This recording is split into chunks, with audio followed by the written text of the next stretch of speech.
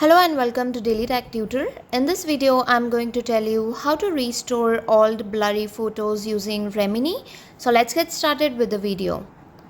So once you are here, you can give the access of photos and videos to the application.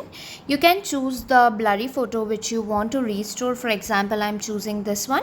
Once you click on that, a pop-up window will appear you will get an option of enhance over here. Click on that. It will take few minutes to upload the image, few seconds.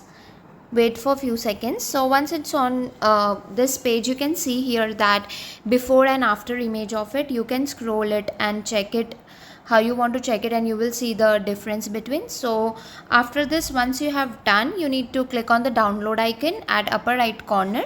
So this is basically how you can restore old blurry photos using Remini. If the tutorial was helpful, please like and subscribe.